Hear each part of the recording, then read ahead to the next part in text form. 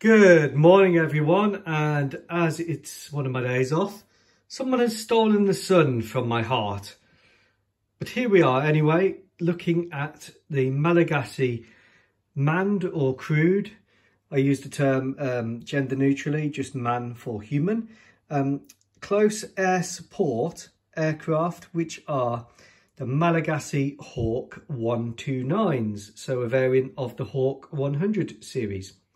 Now you'll notice here that there are some single seaters with the back canopy greyed out, and there are a two-seater, or there is a two-seater. Now this is a flight, so this is A flight. B flight of a squadron would be the same, and there would be a spare aircraft as well, or the IC, the commander's aircraft, which would be aircraft number 9. Now the Malagasy Hawks are replacing the Cessna A37D Dragon Spear, which is really getting a bit old. Now there are 36 of these in service in the close support role. Of course the Hawk is used as a trainer as well, both in this variant with the avionics nose and the radar receiver and the chaff and flare, and in the basic Hawk 60 variant for basic training. So 36 of these, a mix of single and two-seaters. Now, cast your mind back to the start of the Russo-Ukrainian War, or the special military farce or special military operation, depending on your preference. And you'll have noticed scenes like this. Russian Sukhoi Su-25s pulling up into a steep climb from ultra low level and lofting rockets into the air. And at the time everyone said, ha, look at them do that, why are they doing that, that's rubbish. And then the Ukrainian Air Force was doing the same thing, and they were like, oh, top idea, yeah, that's really good, that's a good way to survive. And I've titled this video Staying Alive, because in today's battlefield, and with the proliferation of manpads, surface-to-air missiles, shoulder-launched, highly effective anti-aircraft systems, if you are not flying at ultra level or using standoff bombs out of the range of the integrated air defence, you are dead. So the Hawks operate just as the Russo-Ukrainian war shows, from both Russian and Ukrainian pilots operating at ultra low level, bringing the aircraft in really low into a steep climb, lofting the rockets, firing the rockets and impacting the target, and then turning away suddenly, firing the flares and the chaff to try and decoy any missiles. If you're not doing that, or you're not flying outside the range of those systems and using standoff weapons, you are essentially dead. So these 4 aircraft from this flight, and this is Airfix kit,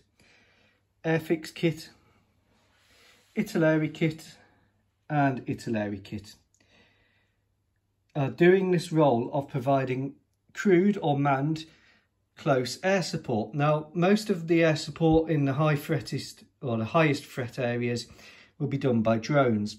However, drones cannot do everything, and one of the limitations of drones is the camera is only going to face where the operator points it, whereas the situational awareness from the pilot of just being able to turn his head, have a look whilst flying the aircraft in a different direction, gives you a lot greater flexibility.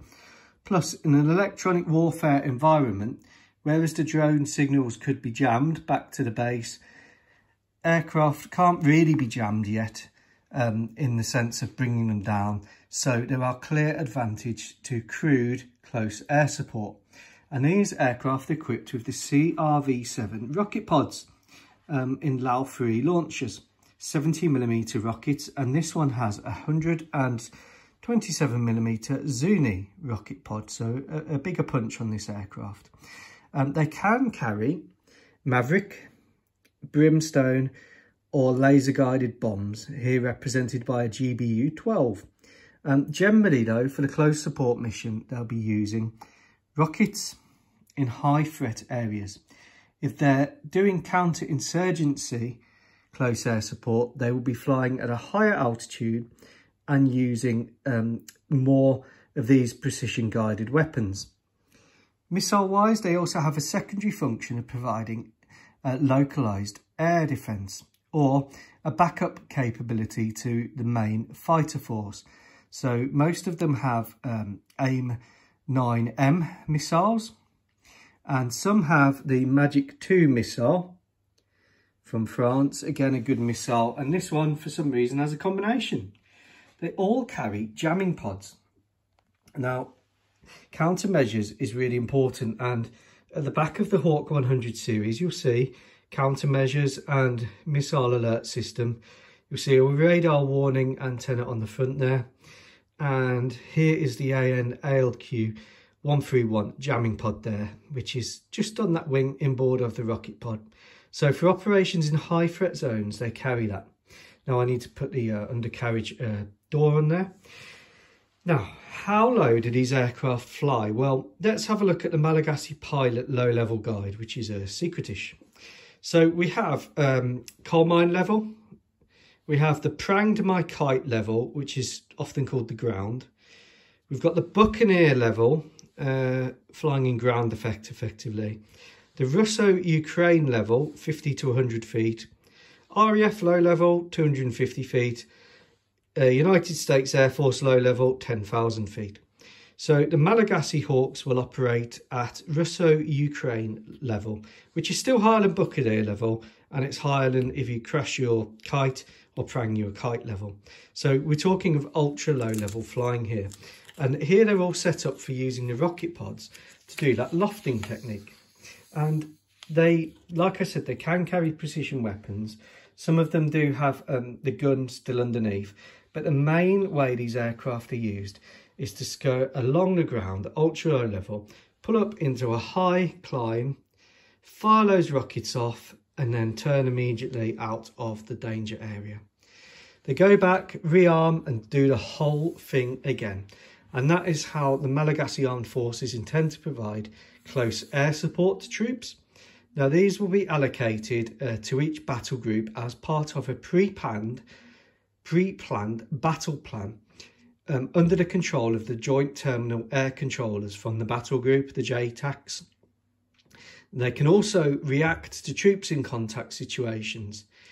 If it's a case of a counterinsurgency operation where there isn't a ground threat, they can of course operate at a higher level and use laser guided rockets from the CRV-7 pods, and they can use the precision guided weapons here. But generally, if it's a peer-to-peer high intensity conflict, these aircraft will be found among the weeds.